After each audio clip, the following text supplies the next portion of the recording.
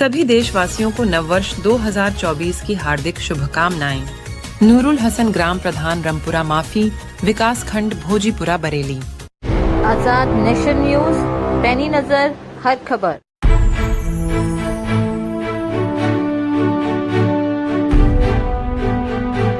आवारा पशुओं का आतंक नहीं थम रहा है। एक ओर आवारा पशु किसानों की फसलों को छट कर रहे हैं, जिससे उनका जीना दुश्वार हो गया है, तो दूसरी ओर आवारा पशुओं के प्राणघाती हमले भी निरंतर जारी हैं।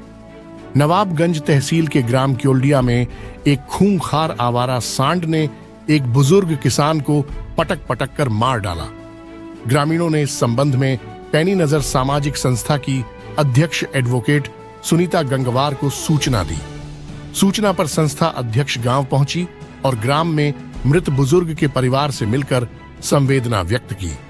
आवारा सांड को ग्रामीणों ने जंजीरों से बांध रखा था। डॉक्टर ने उसे हल्का बेहोशी का इंजेक्शन भी दे रखा था। तत्काल प्रशासन को इस घटना की सूचना दी गई। सूचना पर नायब तहसीलदार व ब्लॉक अधिकारी मौके पर पहुंचे।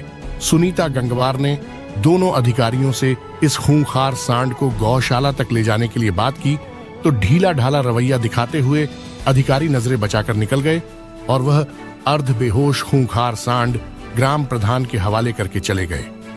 ग्रामीणों का कहना था कि यह सांड तत्काल गौशाला पहुंचाया जाना चाहिए ताकि यह ग्राम में और घटनाएं न कर पाए।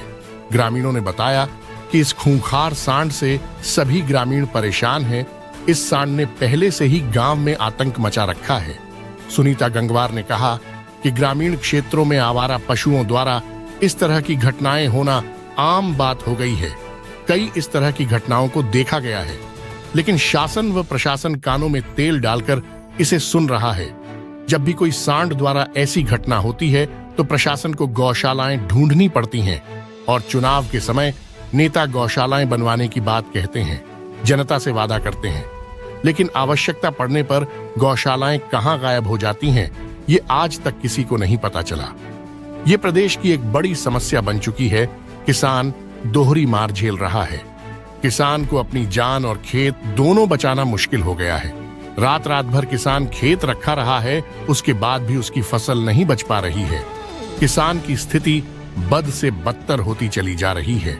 उन्होंने कहा कि कई सालों से इस बात को संस्था लगातार आवाज उठा रही है, मगर अभी तक किसान की इस समस्या पर सरकार आंख मूंद करके बैठी हुई है।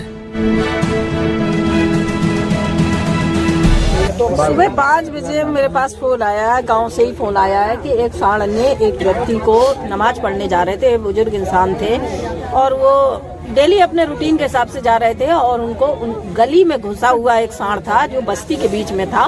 उसने उठा के उनको कई बार पटका है, जिससे उनकी तुरंत ऑन द स्पॉट जान चली गई। तो ये सांड अभी आप दिखाइए इसको, ये बंधा पड़ा है और इसको गांव वालों ने बांधा है। अभी यहाँ पर अधिकारी आए हैं, नायब तहसीलदार साहब भी आए थे और बीडीओ साहब भी आए थे, जिनसे मैंने पूछा कि अब इस सांड का, इस खूंखार सांड का आप कहाँ ले जाएंगे, इसको कहीं न कहीं ले जाइए। तो हीला हवाला वो देते रहे और हाँ ले जाते हैं, हाँ देखते हैं, इस तरह का जवाब देते देते लास्ट में अभी मेरी वीडियो साहब से बात हुई कि मैंने कहा इसको क्यों नहीं आप ले जाते हैं, इसको ग्राम प्रधान जी के से बात करके उनके कह दिया कि उनके बारात घर में उनके संरक्षण में रहेगा। एक बात ये बताएं कि ये अधिकारी जो है, इनको जब गौशालाएं बनी है तो इनको गौशालाएं ले जाने में क्या दिक्कत है। इन्होंने कहा कि ये कहीं गौशाला में पशुओं को घायल न कर दे, यानी कि इंसानों को घायल करे कोई दिक्कत नहीं है मैडम, लेकिन पशुओं को घायल नहीं करना। प्रधान जी को ट्रेनिंग है अब ये खूंखार सांडों को पालने की? नहीं, कोई ट्रेनिंग नहीं है। प्रधान जी को कोई ट्रेनिंग नहीं है, ना ही किसी ग्रामवासी को कोई ट्रेनिंग है इस संबंध में कि एक सांड को कैसे संरक्षित करना है, कैसे उससे अपना बचाव करते हुए उसकी देखरेख करनी है। अभी हो सकता है कि ये जहाँ रखा जाएगा वहाँ कोई चारा खिलाने जाएगा, कोई उसकी देखभाल करेगा तो उसको भी घायल कर सकता है। इसकी कोई जिम्मेदारी प्रशासन ने, सरकारी विभाग ने नहीं ली है। तो कहने का मतलब है कि सरकारी विभाग, बीडीओ साहब, नायब तहसीलदार साहब आकर पूरी तरह से हाथ खड़े करके और संस्था से नजरें बचाते हुए और जनता से नजरें बचाते हुए चले गए। जल्दी से वो किसी बात का उनके पास जवाब, जबकि पैनी नजर संस्था लगातार 4 साल से सांडों की समस्या को उठाती आ रही है। तो हमने कहा आपके पास अगर कोई सांड से घायल हो जाए या मर जाए, उसके लिए दैवीय आपदा मतलब पोस्टमार्टम कराइए, उसके बाद सरकारी महकमे के चक्कर लगाइए और लगाते लगाते आदमी मर जाएगा, लेकिन उसको 10 रुपया भी नहीं मिल रहा है। उसकी जेब से तो पैसे खर्च हो ही जाएंगे, मगर उसको 10 रुपया। इस प्रक्रिया पर मैंने जब बात करी कि आपकी ये प्रक्रियाएं क्या है, तो बोले नहीं ये तो प्रक्रिया है, प्रक्रिया तो करनी पड़ेगी। यानी कि कोई जवाब नहीं उनके पास, मुंह छिपाकर वो लोग अधिकारी यहाँ से निकल गए। दोबारा किसी भी हमला करते हैं, जिम्मेदार कौन होगा फिर? इसके लिए जिम्मेदार पूरी तरह से शासन और प्रशासन दोनों जिम्मेदार हैं इसके लिए।